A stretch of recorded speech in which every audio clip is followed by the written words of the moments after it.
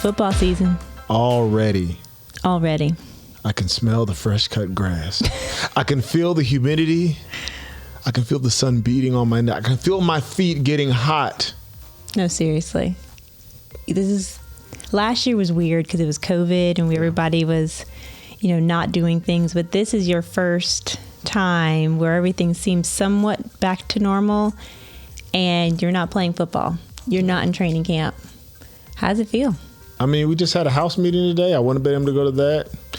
Wouldn't have been able to drop off the kids for the first day of middle school. Right now I'll probably be calling you, telling you that I'm about to retire.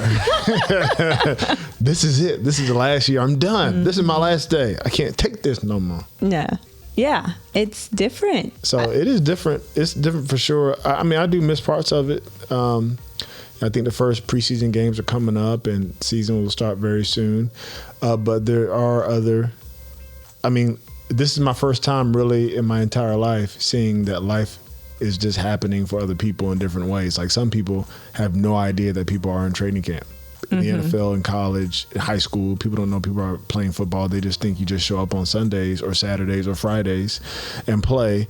And they're like, I was saying, training camp is going by really quickly now that I'm not actually there. Yeah.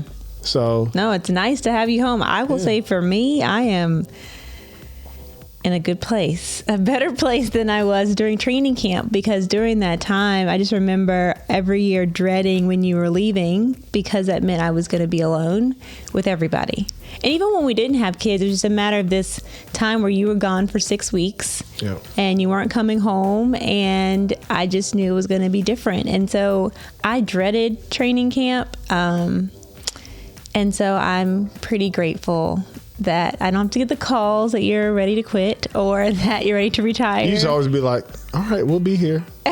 Come on home.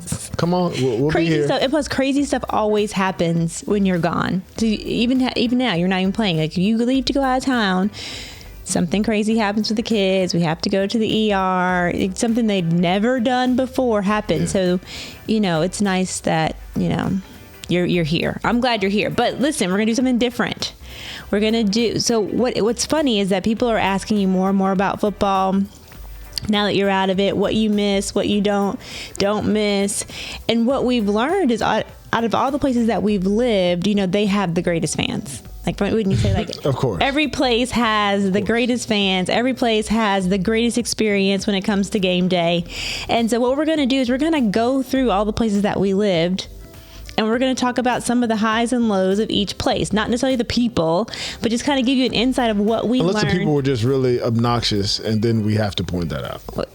Did we have that? I don't really. Well, I guess if we have it, we can't let that slide. Okay, so we're going to start in the beginning where we got married and you were playing for the New England Patriots.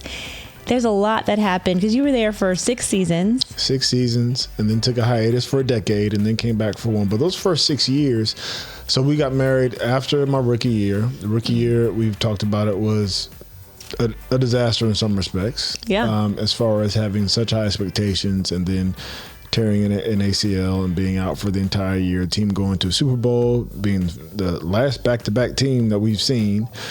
So much happened, but learned a lot through that year. And then go all the way until, when we left to go to Cleveland after being free agents in 2009, 6 years had passed and we had just had our first child. Right. And you were about 8 months pregnant. Right. With number 2. Right. And so much had happened. So, we're going to go through maybe 3 or so, I guess, lessons that we learned about ourselves and about our family through that time. I'll kick it off. The first one. Wait, really quick before you start that. I think the reason, let's say why we're doing. Okay, why we're doing it. Because, I think if we're talking about your city, you may want to know some of these things. But for the person, let's say, who doesn't watch football or has, like you said in the beginning, has no idea this is training camp and we're about to head off into football season, I think it's important for you to think wherever you are, there are some things that hopefully that to show that you've grown, or to show God's faithfulness, or to show that you're moving from one place to another. And so hopefully through these conversations, maybe there's some things that happen with, like, you think about, what did it look like 15 years ago in your life? Where were you living? What was what was surrounding you? Like, what were some of the things that just started out for you that when you look at where you are now, you're like, wow, like that's where I used to be. And here's how God has been faithful. I mean, thank goodness I'm not that person, or, I mean, man, I've grown in such ways. So I think that's the idea, right? It's even in the Old Testament, God has the Israelites do things to remember what he's done. And so I think that's kind of what this is, but in a fun way with football, that we can remember, all the things that we've learned, the lessons that we've learned in different cities. It's important to remember. And I do agree that when you're in the midst of life, just in general, things can get difficult.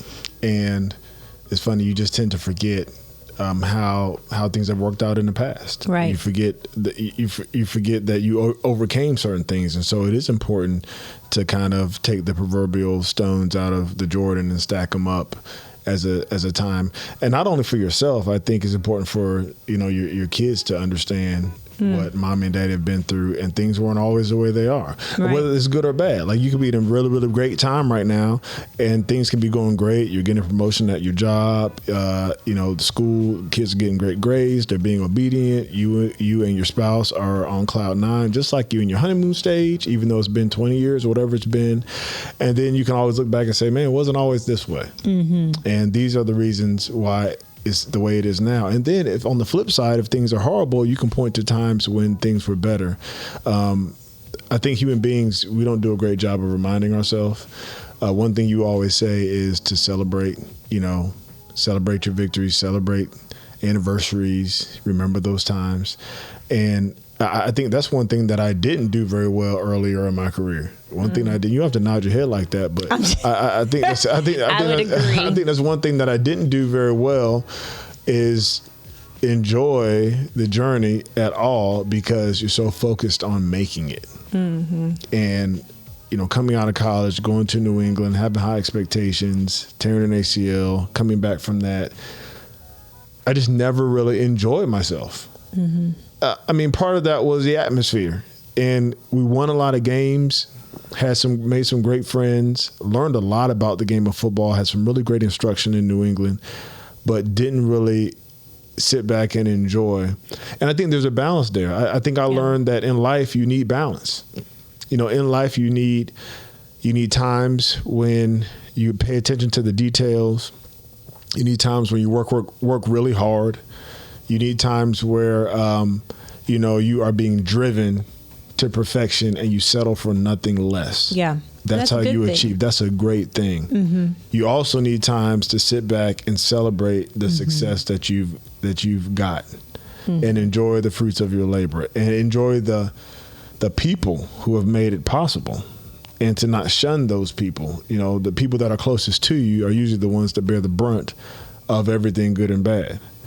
And so that's one lesson I learned moving forward out of New England, was how to achieve, how to work for a goal, how to pay attention to all the details, how not to settle for anything less.